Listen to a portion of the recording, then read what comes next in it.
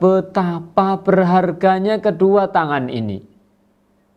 Ya, kalaupun tangan ini dihargai mungkin 1 miliar, 1 miliar itu nolnya berapa kali? Ya nggak tahu lah. Pokoknya uangnya banyak lah gitu. Kalau seandainya kedua tangan kita ini dibeli orang 1 miliar, tangannya diambil segini sama segini. Ayo, kira-kira mau apa enggak? Wah, dapat uang banyak, enak, bisa beli ini, bisa beli itu, untuk apa ini, itu, dan seterusnya beli. Tapi bayangkan adik-adik, kita nggak bisa ngapa-ngapain. Nggak punya kedua tangan, ketika kita mau makan, gimana coba? Ketika kita mau naik sepeda, gimana coba? Ketika kita mau ke kamar mandi, gimana coba? Nah, makanya kita harus bersyukur adik-adik. Ya, ada sebuah kisah adik-adik ya. Ada sebuah kisah yang diceritakan di dalam sebuah kajian adik-adik. Ya, ada seseorang yang tangannya itu adik-adik ya, putus. Tangannya nggak ada. Awalnya dia punya tangan, tapi ya nggak tahu habis kecelakaan atau apalah, mungkin tangannya dioperasi sehingga putus kedua-duanya, nggak bisa. Segala aktivitas yang dia lakukan, dia dibantu oleh saudaranya.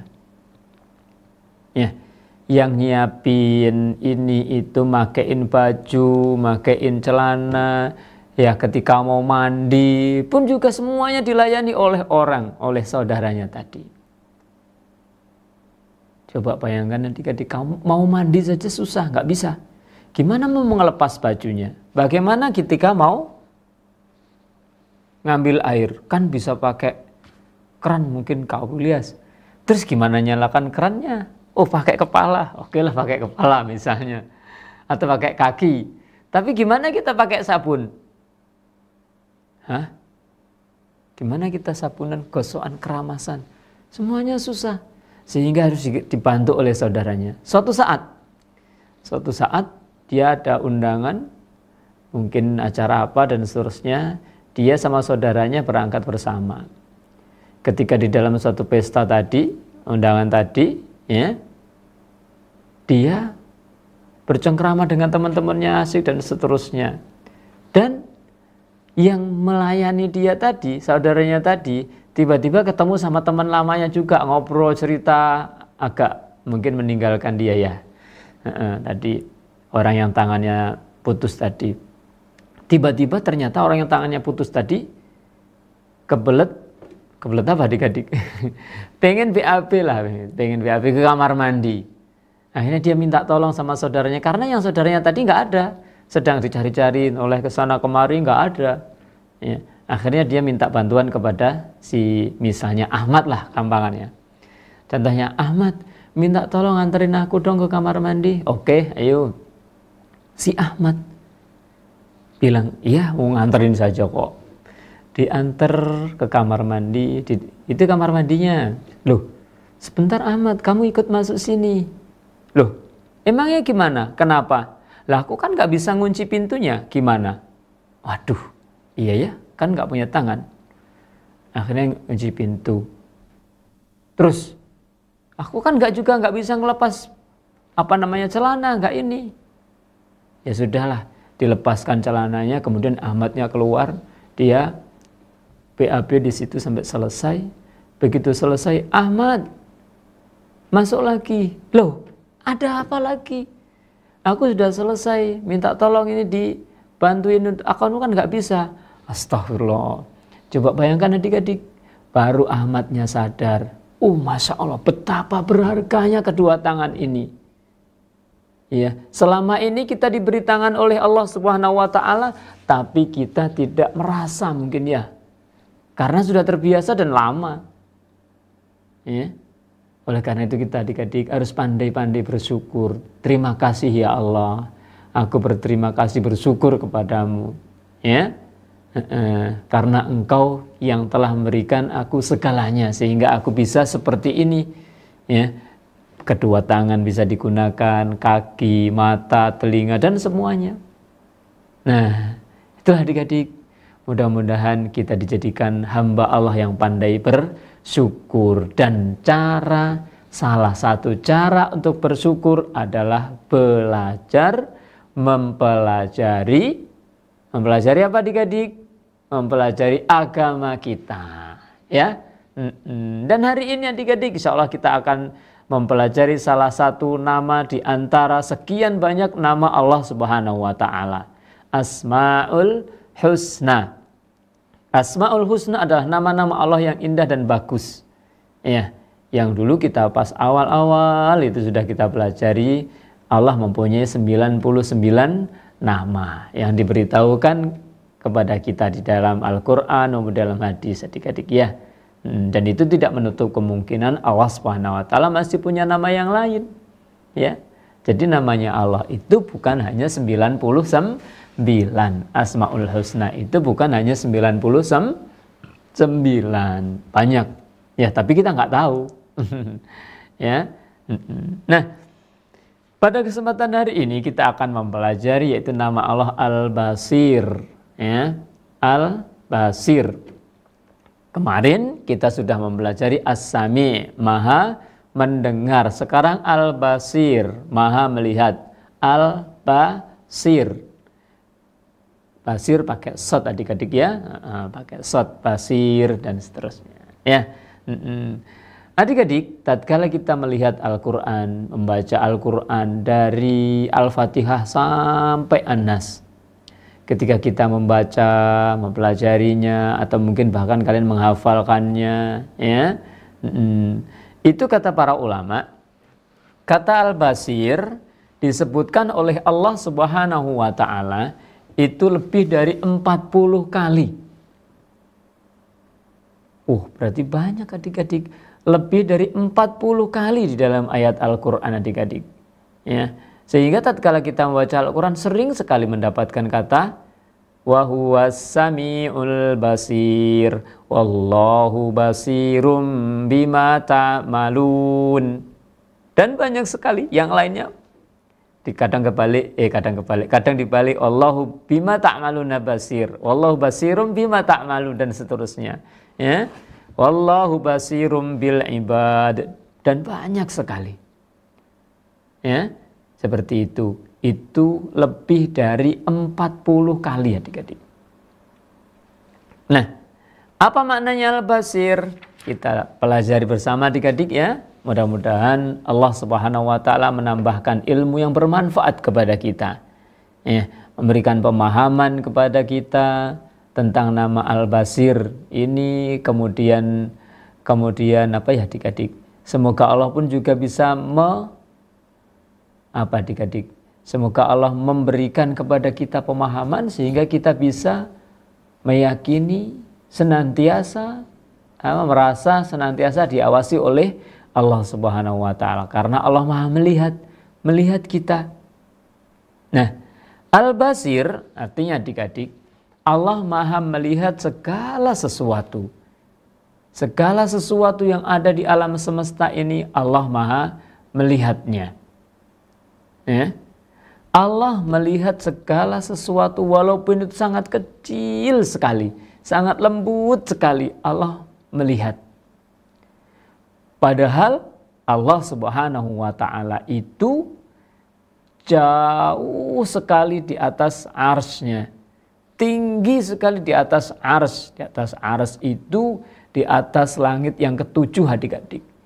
Dari permukaan bumi ini, tatkala seseorang menempuh terus sampai langit pertama, itu dengan ditempuh jarak 500 tahun perjalanan unta pada saat itu, adik-adik, ya, bukan pesawat terbang, unta. Kemudian dari langit pertama terus tebalnya langit pertama itu juga sama, adik-adik, ya, sama 500 tahun perjalanan. Nanti dari langit pertama ke langit kedua pun juga sama. Jadi sangat jauh sekali, ya, yang sangat jauh sekali. Nah, Allah Subhanahu wa Ta'ala bersemayam di atas arsy-Nya sana, di atas langit ketujuh, tapi Allah Maha melihat semua yang dilakukan oleh makhluknya. oleh hambanya, oleh manusia, jin pun juga Allah mengetahuinya. Bahkan adik-adik, semut hitam yang kecil ketika dia berjalan di batu yang berwarna hitam, pada waktu malam yang gelap gulita, semutnya sudah hitam, kemudian berjalan di batu yang berwarna hitam, gelap gulita, Allah Subhanahu wa Ta'ala tetap mengetahuinya. Allah Subhanahu wa Ta'ala tetap melihatnya, adik-adik. Ya. Kok bisa Kak Blias? Iya bisalah. Allah itu Tuhan kita yang maha kuasa atas segala sesuatu. Ya, Allah berbeda dengan makhluknya. Kalau makhluknya, ya penglihatannya terbatas. Makhluk juga bisa melihat, manusia bisa melihat, tapi penglihatannya manusia terbatas. Ya, nggak bisa, mungkin kalau jauh nggak bisa. Atau terhalang sesuatu nggak bisa. Contohnya terhalang gimana? Ayo di sakunya Kak Blias ini ada apanya? Kalian bisa lihat? Nggak bisa. Itu ketutupan buku. Kalau nggak ketutupan buku pun juga ketutupan bajunya Kak Blias ya. Kalian nggak bisa lihat. Nah itu namanya terbatas. Penglihatannya manusia itu terbatas, nggak bisa. Hewan apalagi yang mungkin penglihatannya sangat tajam sekali? Burung hantu. Meskipun burung hantu pun ketika dia malam hari, kelelawar yang malam hari pun juga, tatkala dia nggak punya senter, nggak ada lampu, dia juga jalan biasa, terbang ke sana kemari, nggak tabrak, nggak apa, bisa melihat mangsanya. Seperti itu matanya sangat tajam, tapi pun juga sangat terbatas, adik-adik. Ya. CCTV lah bikinan manusia, itu pun juga terbatas, adik-adik. CCTV kalau orangnya pakai helm juga nggak kelihatan wajahnya.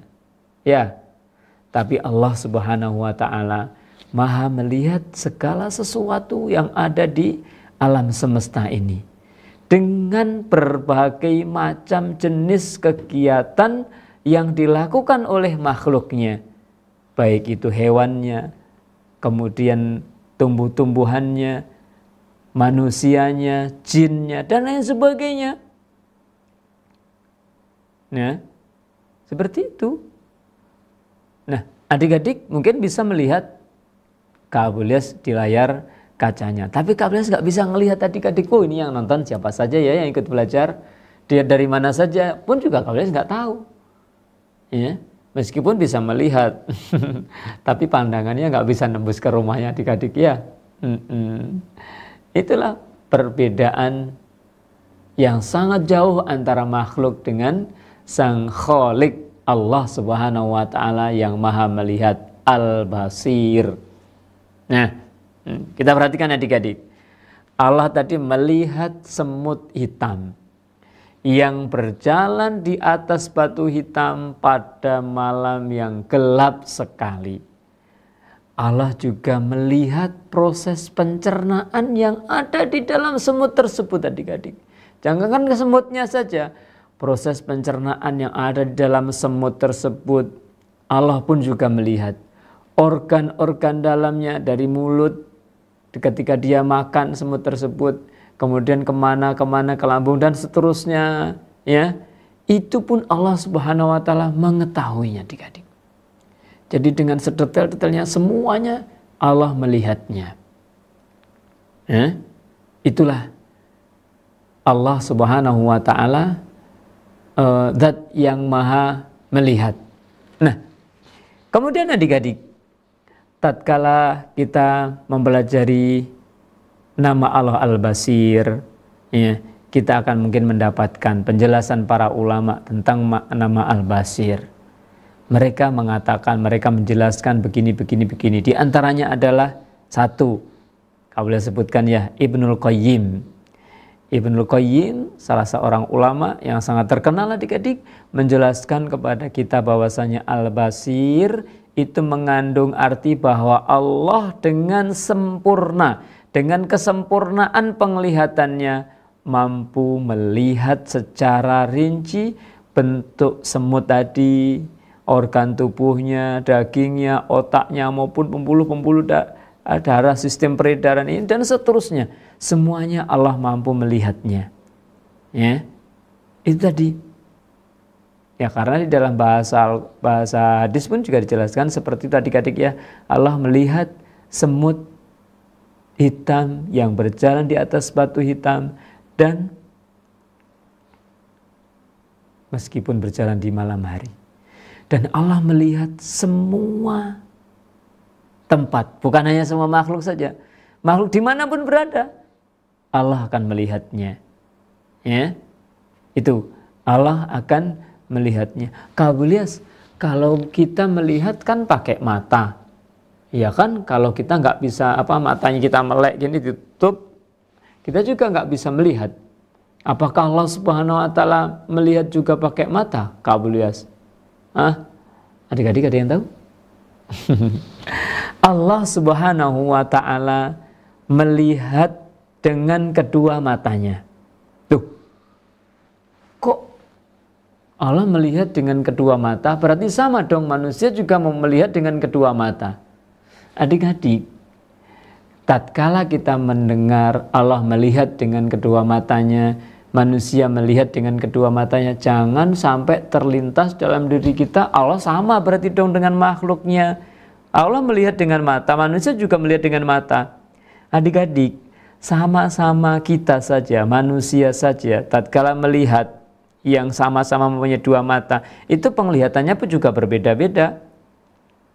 Kita dengan hewan pun juga berbeda, apalagi dengan Sang Pencipta alam semesta. Ya, jelas berbeda adik-adik. Ya, Allah melihat dengan kedua matanya sesuai dengan keagungan, ya, dan kemuliaannya. Tanpa ada celah, tanpa ada cacat, tanpa ada kekurangan. Berbeda dengan penglihatannya manusia. Kalau penglihatannya manusia, kalau semakin tua dia harus pakai kacamata, iya kan? Iya. Kalau membaca mungkin nggak jelas, harus pakai kacamata. Ya, atau mungkin ada adik-adik yang matanya sehingga nggak bisa melihat, harus dia pakai kacamata baru bisa membaca dan seterusnya. Ya, seperti itu. Nah, Allah Subhanahu Wa Taala dengan keagungan dan kemuliaannya melihat dengan kedua matanya.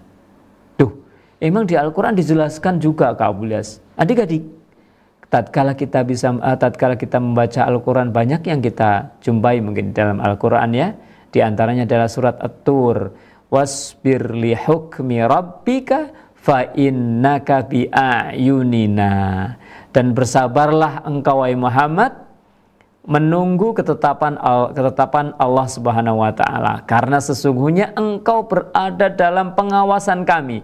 Bi a'yunina, pengawasan kami. Ya. Kisahnya Nabi Nuh, wa hamalnahu ala dzati alwahi wa dusur tajri bi ayunina jazaa'al liman kana kufir, tajri bi ayunina. Ya, dan kami angkut dia, yaitu Nuh, ke atas kapalnya yang terbuat dari papan-papan kayu dan pasak, yang berlayar dengan pemeliharaan pengawasan kami. Tajri bi ayunina. Allah Subhanahu Wa Taala ya menjelaskan bahwasanya perahunya Nabi Nuh itu berjalan dengan pengawasan Allah Subhanahu Wa Taala. Bi ayunina. Di dalam hadis yang lain pun juga dijelaskan tatkala Rasulullah Muhammad sallallahu alaihi wasallam menjelaskan tentang sifat-sifatnya Dajjal. Dajjal itu, kata Rasulullah, dia mempunyai mata, tapi matanya cuma sebelah, adik-adik. Cacat satunya. Ya, satunya nggak bisa melihat. Nah, Allah berbeda dengan Dajjal. Kalau Dajjal matanya cacat sebelah, tapi Allah Subhanahu Wa Taala matanya tidak cacat sebelah. Kenapa kok dikatakan seperti itu? Karena Dajjal nanti dia akan mengaku dirinya sebagai Tuhan. Dia bisa menghidupkan, mematikan orang, menurunkan hujan, bisa. Makanya banyak orang yang tergoda, banyak orang yang apa adik-adik? Terbujuk dengan rayuan siapa? Si Dajjal tadi, akhirnya jadi pengikutnya, beriman kepada Dajjal. Makanya Rasulullah menjelaskan kepada kita bahwasanya ciri-cirinya Dajjal itu meskipun nanti mengaku dirinya Tuhan, kalau dia matanya buta sebelah, berarti dia bukan Allah Subhanahu wa Ta'ala, dia adalah Dajjal. Ciri-cirinya seperti itu. Ya, supaya kita menjauhinya. Kalau kita ketahui, kalau kita menjumpainya, harus menjauhinya. Jangan sampai, wah, aku akan melawan Dajjal. Oh, jangan sampai, adik-adik, bahaya. Nanti bisa terbujuk. Terbujuk itu gimana adik-adik? Ya, kita jadi pengikutnya dong. Kenapa? Karena bisa melihat Dajjal itu bisa menghidupkan, mematikan orang, menurunkan hujan. Ya, yang tadinya panas, kering dan seterusnya, suruh tiba-tiba hujan, bisa. Orang yang mati dibangunkan, dihidupkan bisa, dan seterusnya. Ya, seperti itu. Itu memang fitnah yang akan ada nanti di akhir zaman. Nah, adik-adik, Allah Subhanahu wa Ta'ala itu memiliki dua mata. Ibnu Khuzaimah rahimahullah ta'ala berkata, kami mengatakan bahwasanya Rabb kami Allah Subhanahu wa Ta'ala memiliki dua mata. Dengan keduanya Allah melihat segala sesuatu yang terdapat di bawah tanah, dan lapisan bumi ketujuh yang paling bawah. Juga melihat apa yang ada di langit dan di bumi beserta apa yang di antara keduanya, besar maupun kecil. Jadi ini penjelasan para ulama adik-adik. Allah maha melihat segala sesuatu yang ada di alam semesta, di bawah permukaan bumi, ke dalam sampai 7 bumi, ya, 7 lapis bumi, atau di atas langit. Di atas langit pertama, kedua, ketiga, keempat, 5, 6, 7. Allah mengetahuinya. Dan segala sesuatu yang di antara keduanya. Bumi, langit, di antara keduanya ini Allah pun juga mengetahuinya. Melihatnya. Loh, Kak Bilas nggak bingung ya melihat? Lah itu kalau manusia adik-adik. Kalau manusia ya seperti itu, tapi kalau Allah Subhanahu wa Ta'ala berbeda. Ya, penglihatan Allah sesuai dengan kemuliaan dan keagungannya. Kalau manusia, makhluk itu melihat dengan banyak sisi-sisi kekurangannya. Ya, kalau kita melihat orang banyak, ya, misalnya pas kajian, misalnya gitu ya adik-adik. Adik-adik kadang pernah ikut kajian, ternyata lepas dari orang tuanya. Yuk coba, bingung apa enggak nyarinya? Kan bisa melihat, meskipun melihat tapi gimana coba? Bingung. Atau pas kajian, ayahnya tadi di mungkin tiang masjid sebelah mana, kemudian adik-adik ke kamar mandi, izin kamar mandi sendiri tanpa ayahnya, kemudian balik, ngelihat banyak orang misalnya. Terus nyari di mana ayahku, itu mana, ya sulit. Itu manusia adik-adik, tapi Allah Subhanahu wa Ta'ala tidak. Ya, di bawah permukaan bumi yang nggak kelihatan oleh manusia, Allah pun bisa melihatnya. Di atas langit, Allah pun juga maha melihat. Di antara bumi dan langit, Allah pun juga melihatnya. Di semuanya terpantau oleh Allah Subhanahu wa Ta'ala. Nah, ini kadang kita adik-adik tatkala kita di suatu tempat, kemudian ada CCTV, hati-hati ada CCTV, kita harus ini itu, hati-hati, jangan. Nah, itu hanya CCTV adik-adik yang mungkin bisa kita tutup ya. Kita pakai payung, mungkin CCTV juga nggak ngelihat, ya. Tapi Allah Subhanahu wa Ta'ala, penglihatan Allah Subhanahu wa Ta'ala itu tidak bisa ditutupi oleh siapapun, tidak bisa ditutupi oleh apapun. Oleh karena itu, di antara buah, di antara apa adik-adik, hasil tatkala kita belajar, manfaat tatkala kita belajar nama Allah Al-Basir itu sangat banyak sekali adik-adik ya. Nah, di antaranya adik-adik tatkala kita bisa mempelajari nama Allah Al-Basir dalam ayat-ayatnya, kita akan bisa mengaitkan dalam ayat tersebut, ternyata Allah begini-begini. Al-Basir di dalam ayat ini maksudnya begini. Kalau Al-Basir di ayat begini maksudnya begini. Loh, kok kayaknya membingungkan, nggak boleh kayak beda. Ayo coba kita lihat adik-adik. Ada beberapa contoh nanti ya. Kita lihat surat Al-Hajj. Surat Al-Hajj itu surat nomor 22 ayat ke-61 adik-adik. Ya, bisa dibuka Al-Qur'annya? Ya. Kalau nggak bawa Al-Qur'an ya mungkin disimak adik-adik ya. Kita baca surat Al-Hajj. A'udzu billahi minasyaitonir rajim. Dzalika bi anna Allah yulijul laila fin nahari wa yulijun nahara fil lail wa anna Allah sami'un basir.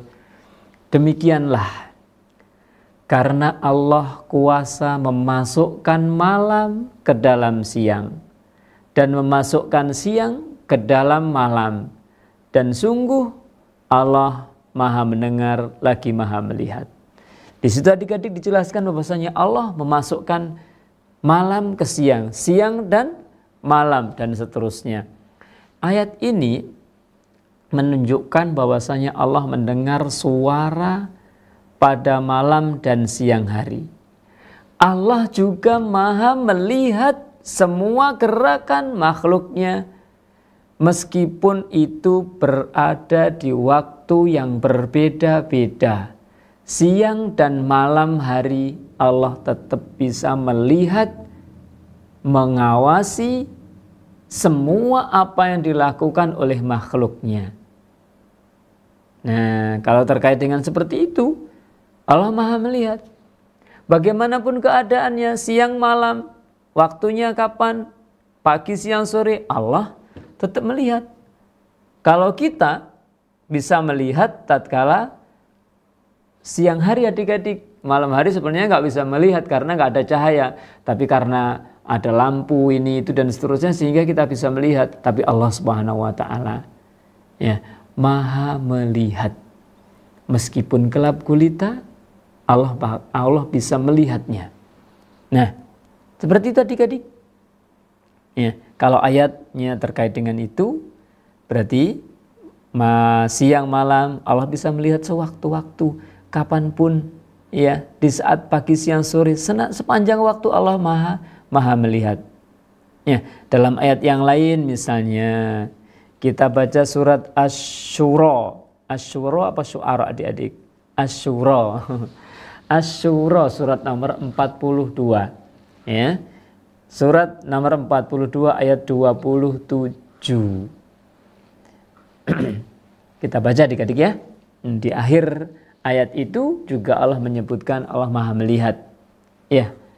Walau basatallahu rizqa li'ibadihi labaghaw fil ardi walakin yunazzilu biqadarin ma yasha'. Innahu bi'ibadihi khabirum basir.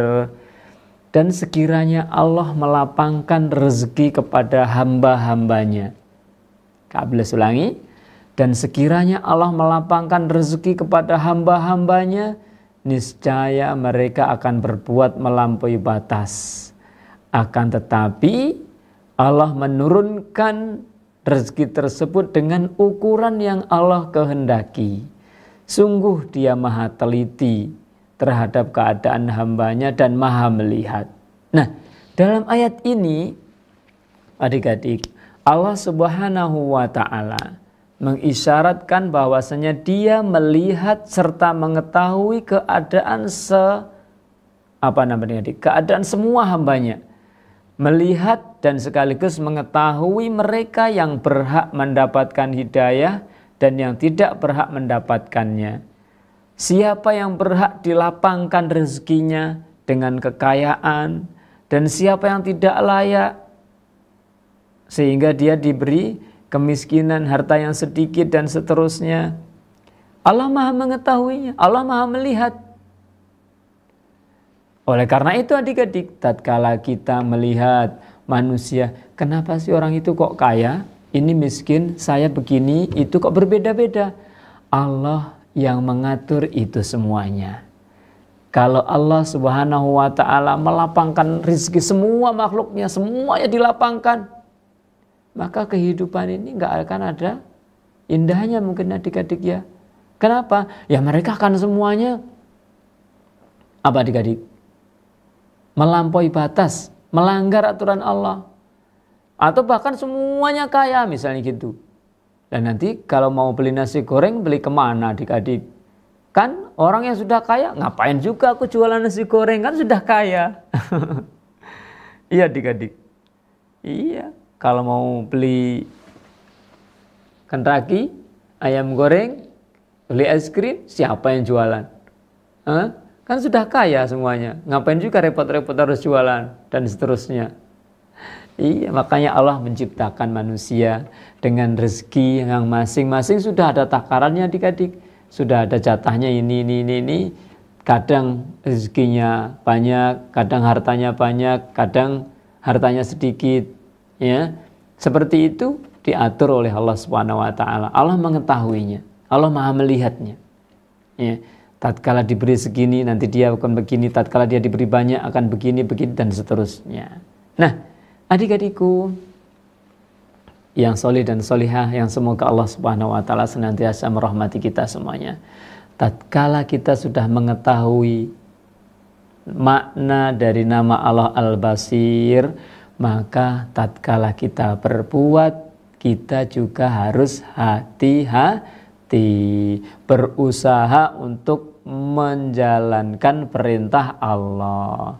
Tatkala ditanya pulang sekolah, misalnya waktunya sholat, kok belum pulang? Ketika pulang, Mas tadi sudah sholat belum? Sudah sholat jamaah kok, di musola sana, musola Abdurrahim atau musola apalah gitu namanya.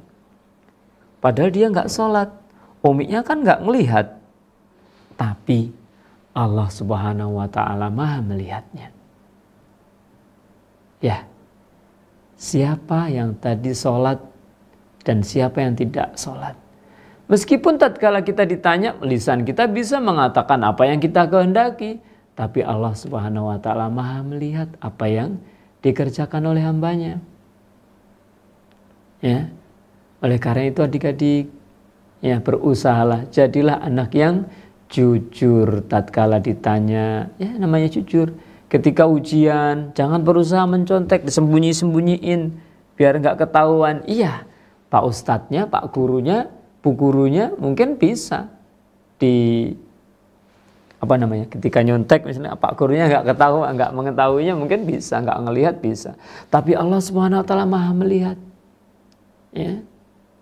Maha melihat. Nah, ini ada sebuah kisah adik-adik. Kalian pernah baca buku, ada sebuah kisah. Ada sebuah kisah, tatkala kisah itu, ya kisahnya terjadi di sebuah sekolahan atau apalah gitu, kalau nggak salah ya. Dia ada seorang guru mempunyai beberapa murid. Sang guru ini sayang sekali sama satu murid ini. Yang lain-lainnya akhirnya iri. Dan akhirnya tanya Pak Guru, kenapa sih Pak Guru kok sangat sayang kepada murid ini, satu ini, sementara muridnya Pak Guru kan banyak, kenapa sih kok paling sayang sama ini? Pak Gurunya nggak menjawab apa-apa, hanya memberi tugas akhirnya. Memberi tugas, apa ya tugasnya itu kalau nggak salah, suruh membawa seekor burung. Ada beberapa santrinya semuanya dikasih burung. Sudah, sekarang kalian bawa burung ini, kalian sembelih burung ini di tempat yang tidak diketahui oleh seorang pun. sembelihlah burung ini, bawalah burung ini sebuah tempat, ke tempat yang tidak ada siapapun yang bisa melihatnya, sembelih. Nah, akhirnya setelah diberi tugas seperti itu, murid-muridnya ya pergi. Ada yang sembunyi di sana, mungkin di belakang rumah, di bawah pohon, atau mungkin di apa, sembunyi, semuanya sembunyi, dan seterusnya. Dan melaksanakan tadi, disembelih. Murid satu datang ditanya, oh sudah disembelih? Oh sudah. Di mana? Aku nyembelihnya di kamar mandi. Gak ada orang lihat. Karena di dalam kamar mandi hanya aku tok. Kamu? Sudah, wahai sang guru. Di mana kau nyembelihnya? Di belakang rumah. Di belakang rumah emang nggak ada orang yang lihat? Iya, nggak ada orang lihat. Hanya aku tok, nggak ada orang lihat. Murid ketiga, keempat, dan seterusnya. Datanglah murid yang paling terakhir. Dia masih bawa burungnya. Murid yang paling disayang sama gurunya tadi. Ya. Murid yang paling disayang sama gurunya tadi datang masih membawa burungnya. Sang guru bertanya, loh, kamu kok belum disembelih burungnya? Tadi kan sudah Pak Guru jelaskan, ya, bahwa ke tempat yang paling sembunyi, yang tidak dilihat oleh siapapun, ya, kamu sembelih di situ. Nah, kenapa kamu kok bawa balik, kemudian nggak disembelih? Sang murid tersebut akhirnya menjelaskan, Pak Guru, aku sudah berkeliling kemana-mana mencari tempat yang paling sembunyi, yang tidak dilihat oleh siapapun, tapi nggak ketemu, Pak Guru. Aku bersembunyi di sini, mau tak sembelih, ada yang melihatnya. Mau ke sana tak sembelih, ada yang melihatnya juga. Ke sana tetap ada yang melihat, akhirnya nggak jadi tak sembelih. Mana tempat yang tidak bisa diketahui dan dilihat oleh Allah Subhanahu wa Ta'ala? Nah, akhirnya dari situlah Pak Gurunya menjelaskan, wahai anak-anakku, inilah jawabannya. Kenapa aku paling sayang kepada muridku yang satu ini? Ya. Sementara teman-teman yang lainnya tadi, tatkala ada yang ke kamar mandi, ada yang ini itu disembelih dan seterusnya, selesai. Ya. Sementara yang terakhir ini tadi, dia sudah berkeliling mencari tempat persembunyian, tapi tidak ada tempat persembunyian yang tidak bisa diketahui oleh Allah Subhanahu wa Ta'ala. Semuanya diketahui oleh Allah Subhanahu wa Ta'ala. Semuanya bisa dilihat. Sehingga akhirnya dia tidak menyembelih burung tersebut. Ya wallahualam, ini kisahnya betul apa enggak, itu Kak Wias baca di sebuah buku adik-adik ya. Di sebuah buku, tapi itu bisa diambil pelajaran. Ya, dimanapun kita berada, Allah Subhanahu wa Ta'ala Maha melihat apa yang kita kerjakan. Tatkala sendirian, tatkala rame-rame bersama orang lain, kita berdua bertiga bikin rencana ini itu dan seterusnya, Allah Maha melihatnya. Ya, Maha melihatnya. Jadi kita berusahalah jadi orang yang jujur. Ya, orang yang jujur, jangan sering jangan suka berbohong. Allah Maha melihat adik-adik. Ya. Tatkala pulang sekolah, itu di depan sana ada pohon mangga, mangganya banyak sekali. Wah, ini dilempar, mungkin dapat mangga nanti. Dan dari kejauhan dia sudah bawa kayu, tiba-tiba dilempar, seret, dia pura-pura jalan biasa. Ternyata mangganya jatuh. Nemu mangga. Ada mangganya jatuh, ayo kita ambil, kita makan. Padahal dia yang lempar. Iya. Dia merasa aman. Ya. Tapi Allah Maha melihat. Tatkala di kelas, ya, teman-temannya olahraga keluar kelas, dia izin ke kelas. Izin ke kelas, katanya mungkin ada sesuatu yang ketinggalan, tapi tatkala di kelas nggak ada seorang pun, nggak ada. Akhirnya dia buka-buka tas temannya, mencari sesuatu, ngambil jajan, ngambil uang dan seterusnya. Di kelas nggak ada CCTV, nggak ada apa dan seterusnya. Tapi dia tadi ambil uang temannya. Nah, ketika pas masuk lagi, uangku hilang dan seterusnya. Semuanya ditanya, siapa yang ngambil? Enggak. Kamu ngambil? Enggak. Kamu ngambil? Enggak. Lah terus siapa yang ngambil? Kok nggak ada yang ngaku? Nah, itu berarti dia belum memahami Allah Subhanahu wa taala melihatnya.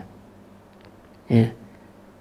Ya, oleh karena tadi adikku, tatkala kita melihat sesuatu yang itu bukan hak kita, janganlah kita ambil untuk memilikinya. Kenapa?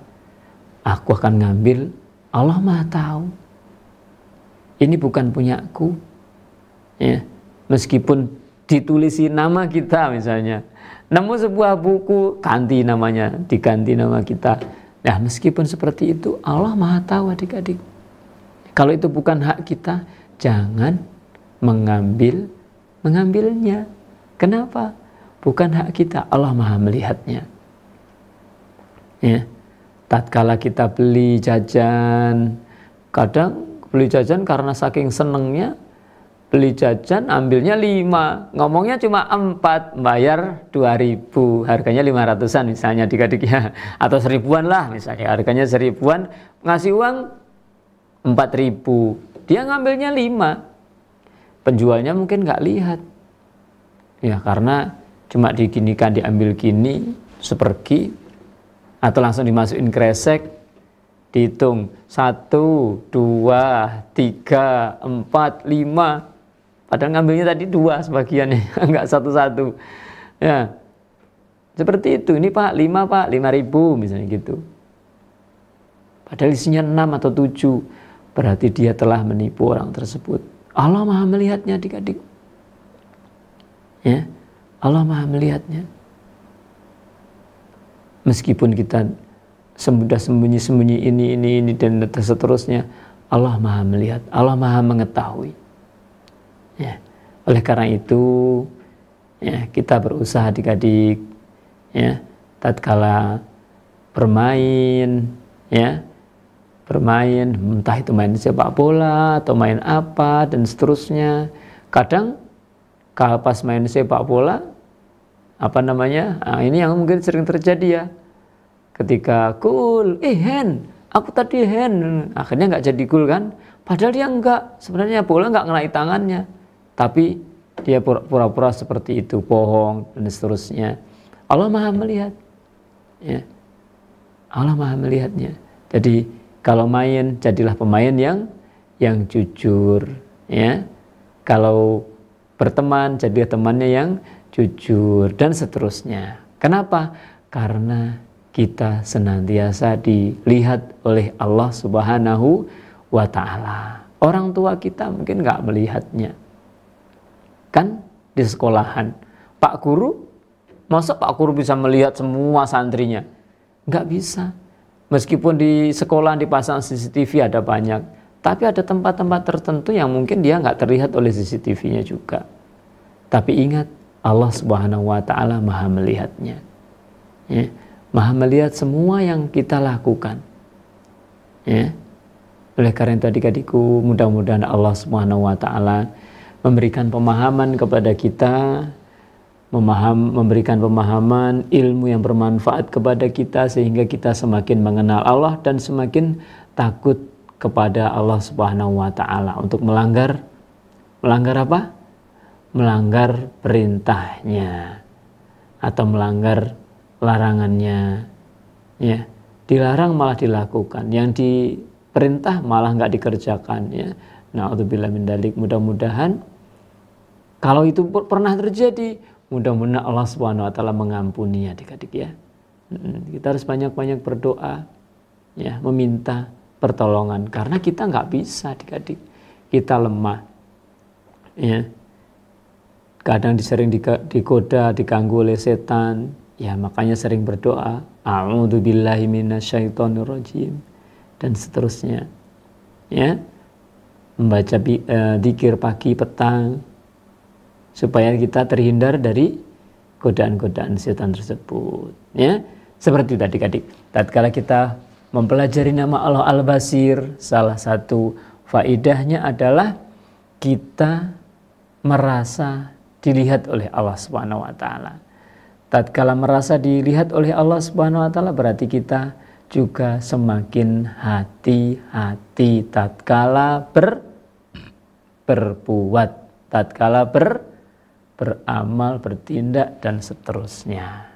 Ya. Nah, adik-adikku, mungkin sampai di sini dulu ya pelajaran kita di hari ini.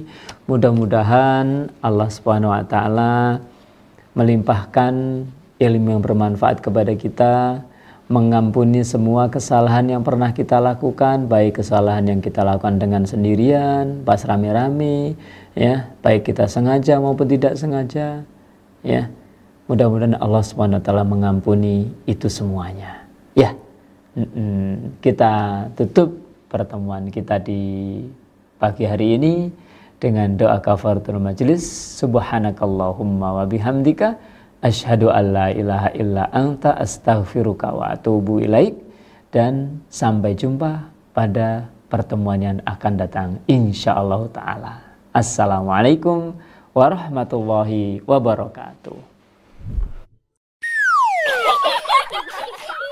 Al Furqan TV, saluran pendidikan dakwah